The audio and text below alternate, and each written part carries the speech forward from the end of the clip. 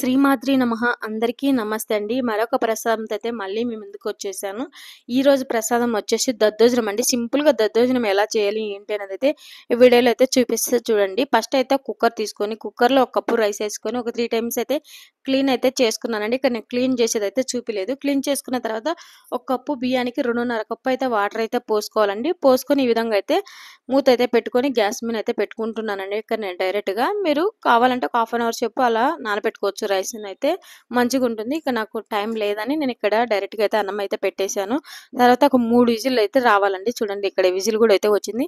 తర్వాత 3 విజిల్లు వచ్చిన తర్వాత గ్యాస్ అయితే ఆఫ్ చేసుకొని మొత్తం విజిల్ పోయేంత వరకు ఆవిరి ఉంచుకోవాలండి. తర్వాత మూత తీసి చూపిస్తున్నా చూడండి. ఇక్కడ అన్నం అయితే ఈ విధంగా అయితే మంచిగా అయితే అయిందండి. తర్వాత ఇక్కడ వాటర్ కూడా అయితే ఏమి లేవు. తర్వాత ఇక్కడ వేడిగా ఉన్నప్పుడే ఒకసారి ఇలా మ్యాష్ అయితే చేసుకోవాలి అన్నము మెత్తగా అయితే గరిటె పెట్టి. చూడండి ఇక్కడ నేను ఈ విధంగా వేడిగా ఉన్నప్పుడు అయితే చేసుకుంటున్నాను. ఇక్కడ తర్వాత 1:30 కప్పు పాలైతే పోసుకోవాలండి. గోరెచ్చగున్న పాలైతే 1:30 కప్పు తీసుకొని ఇక్కడ పాలైతే పోసుకుంటున్నాను. ఇక్కడ అన్నం అయితే ఈ విధంగా అయితే ఫస్ట్ కలుపుకొని తర్వాత 1 కప్పున్నర అయితే పాలైతే పోసుకోవాలి. చూడండి ఇక్కడ నేను గోరువెచ్చగున్న పాలైతే ఇక్కడ ఒక గిన్నెన్నర పోసుకున్నాను. 1 కప్పున్నర. తర్వాత మొత్తం అన్నం అనేది మంచిగా కలిసిపోయేలాగా అయితే ఎక్కడ కూడా ఉంట లేకుండా అన్నం అనేది చూడండి ఇక్కడ చిన్నగా కలపెట్టుకోవాలండి. ఇక్కడ నేను ఈ విధంగా అయితే చిన్నగా అయితే కలిపెట్టుకుంటున్నాను కుక్కర్ గిన్నెలో. తర్వాత ఈ అన్నము ఈ పాలు మంచిగా కొంచెం ఒక 5 నిమిషాలు పాలు పోసి మొత్తం కలిసేంత వరకు కలిపి ఒక 5 నిమిషాలు అయితే పక్కకు అయితే పెట్టుకోవాలండి. ఎందుకంటే అన్నం కొంచెం వేడిగా ఉంది కాబట్టి అన్నం అనేది చల్లారాలి. ఆ పాలు పోసాం కదా పాలకు అనేది కొంచెం పీల్చుకుంటుంది. నేను ఈ విధంగా అయితే అన్నం అయితే పక్కకు అయితే పెట్టుకున్నానండి. తర్వాత ఒక 2 కప్పులు పెరుగు అయితే తీసుకున్నానండి. కొంచెం ఫ్రెష్‌గా ఉంటే ఏంటంటే పులుపు అనేది ఉండదండి. లేకుంటే కొంచెం పులుపు వేసినామనుకో అన్నం కూడా పెరుగన్నం పుల్లగా అయితే వస్తుందండి. తర్వాత ఈ విధంగా అయితే పెరుగు అయితే వేసుకుంటున్నాను చూడండి. మొత్తం మళ్ళీ ఒకసారి పెరుగు వేసుకున్న తర్వాత ఎక్కడ కూడా ఉండలు లేకుండా మొత్తం అయితే పెరుగు అయితే కలుపుకుంటున్నా. చూడండి ఇక్కడ ఫ్రెష్ పెరుగు అయితే తీసుకొని ఈ విధంగా వేసుకొని కలబెట్టుకుంటున్నా. ఒక బౌల్ తీసుకొని ఒక బౌల్లోకి అయితే వేసుకోవాలండి. ఇక్కడ నేను ఒక బౌల్ అయితే తీసుకొని ఆ బౌల్లోకి అయితే మొత్తం ఈ కుక్కర్ గిన్నెలో ఉన్న రైస్ మొత్తం ఆ బౌల్లోకి అయితే మార్చుకున్నాను చూడండి. ఈ విధంగా అయితే బౌల్లోకి అయితే పెరుగన్నం కత్తం కలుపుకున్న తర్వాత మార్చుకున్నాను.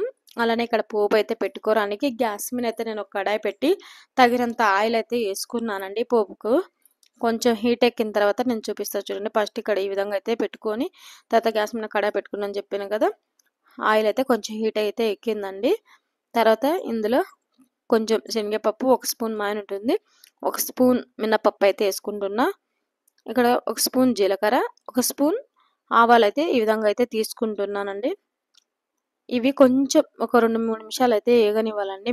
మంటను మీడియం ఫ్లేమ్లో పెడితే ఏంటంటే లోగా పప్పు అనేది కొంచెం మంచిగా అయితే ఏగుతుందండి. కొంచెం ఇవి ఏగిన తర్వాత నేను ఇక్కడ మిరియాలు కూడా అయితే వేసుకున్నానండి. ఈ మిరియాలతో పాటు మీరు అల్లం కూడా అయితే వేసుకోవచ్చండి. ఇక్కడ నేను అమ్మవారికి నైవేద్యం పెట్టుకున్నా కదా ఉల్లి వెల్లుల్లి తగలకూడదని అందుకే నేనైతే ఇక్కడైతే అల్లం అయితే వేయలేదు. మీరు నార్మల్గా తినే వాళ్ళైతే చేసుకోవాలనుకుంటే కనుక అల్లం కూడా అయితే మిరియాలతో పాటు అల్లం కూడా వేసుకుంటే మగ్గిపోతుందండి. చూడండి మిరియాలు కూడా వేసిన తర్వాత కొంచెం ఒక 2 నిమిషాలు అయితే మీడియం ఫ్లేమ్లో అయితే ఇలా మగ్గనిచ్చుకుంటున్నాను. ఒకసారి గరిటె పెట్టి ఈ విధంగా అయితే కలుపుకుంటున్నాను చూడండి. మంట అయితే నేను ఎక్కడ పెద్దగా అయితే పెట్టలేదండి. చిన్నగా మంట అయితే పెట్టాను. 2 పచ్చిమిర్చి ఒక 2 ఎండుమిర్చి కొంచెం కరివేపాకు అయితే తీసుకొని పోపులో అయితే ఈ విధంగా అయితే వేసుకొని కొంచెం మగ్గనిచ్చానండి. పచ్చిమిర్చి మగ్గాలి కాబట్టి కొంచెం పచ్చిమిర్చి అవి మగ్గడానికి ఒక 2 నిమిషాలు అయితే టైం పడుతుంది. తర్వాత దించే ముందర ఇంగువ అయితే వేసుకోవాలండి. 1 నిమిషం కూడా అవసరం లేదు. దించే ముందర గ్యాస్ ఆఫ్ చేసేసి ఇంగువ అయితే వేసుకుంటే మగ్గిపోతుందండి.